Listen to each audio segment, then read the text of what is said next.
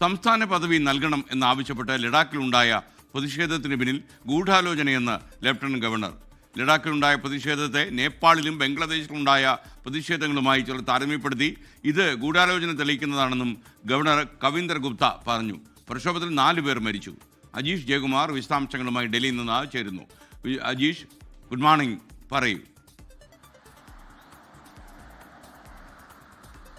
Good morning S K. എന്തായാലും ഈ കഴിഞ്ഞ ദിവസം ഈ ലഡാക്കിലുണ്ടായ ഈ സമരം, അത് ഗൂഢാലോചന, അതിന് പിന്നിൽ ഗൂഢാലോചനയുണ്ട്, ആസൂത്രിതമായ ഒരു ശ്രമമാണ് അതിന് പിന്നിൽ നടന്നത് എന്ന് തന്നെയാണ് ലഡാക്ക് ലഫ്റ്റനന്റ് ഗവർണറും പറയുന്നത്. ഒപ്പം തന്നെ കേന്ദ്ര ആഭ്യന്തര മന്ത്രാലയവും പറയുന്നത്. ഇതിലെ പ്രധാനപ്പെട്ട കാര്യമെന്ന് പറഞ്ഞാൽ സെപ്റ്റംബർ 15-നാണ് ഈ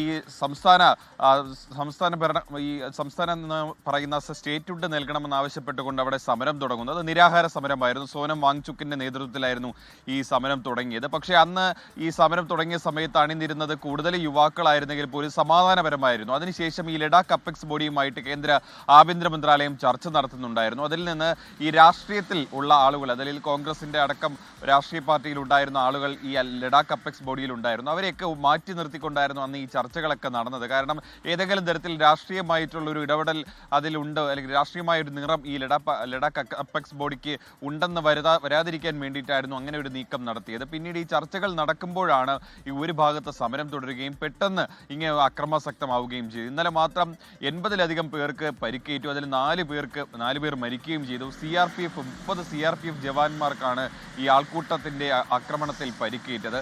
ഇത് പെട്ടെന്നുണ്ടായ പ്രകോപനം ആണെന്ന് പറയുമ്പോൾ പോലും ഇതിനു മുമ്പ് ഈ സോനം വാങ്ചുക്ക് നടത്തിയ പ്രസംഗങ്ങൾ, അത് അദ്ദേഹം അറബ് വസന്തം, അതേപോലെ തന്നെ നേപ്പാളിലെയും ബംഗാളിലെയും പ്രതിഷേധങ്ങൾ ഒക്കെ ചൂണ്ടിക്കാട്ടി അദ്ദേഹം ഈ സമരവേദിയിൽ നടത്തിയ പ്രസംഗം ഇതിന് ഈ ആൾക്കൂട്ടത്തെ വഴിതെറ്റിക്കാൻ ഇടയായി എന്നുള്ളൊരു വിലയിരുത്തലാണ് കേന്ദ്ര ആഭ്യന്തര മന്ത്രാലയം ഉള്ളത്.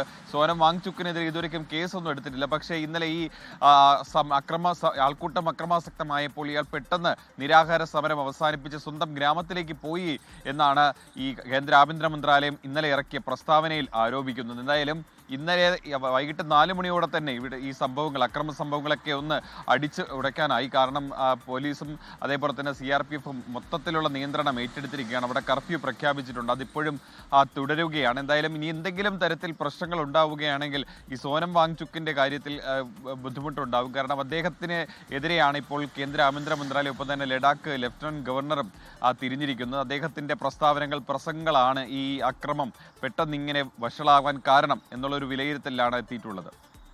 Okay, thank you Ajeesh Jayakumar. യഥാർത്ഥത്തിൽ ഈ സമരത്തിന് കാരണമായ കക്ഷി ഈ സമരം കൊടുമ്പിരിക്കൊണ്ട് ആളുകൾ മരിക്കാൻ തുടങ്ങിയപ്പോൾ അദ്ദേഹം തലമിട്ടു എന്നുള്ളതാണ്. അത് ശരിക്കും ഒരു ഉത്തരവാദപ്പെട്ട പൊതുപ്രവർത്തനം ചെയ്തുകൂടാത്തതാണ്. ലോകത്തെവിടെയായാലും ഏത് സമയത്തും 24 വാർത്തകളും ഓഗ്മെന്റഡ് റിയാലിറ്റി പാക്കേജുകളും എക്സ്പ്ലെയിനറുകളും വിശദമായി കാണാൻ ഞങ്ങളുടെ യൂട്യൂബ് ചാനൽ നിങ്ങൾക്ക് സബ്സ്ക്രൈബ് ചെയ്യാം.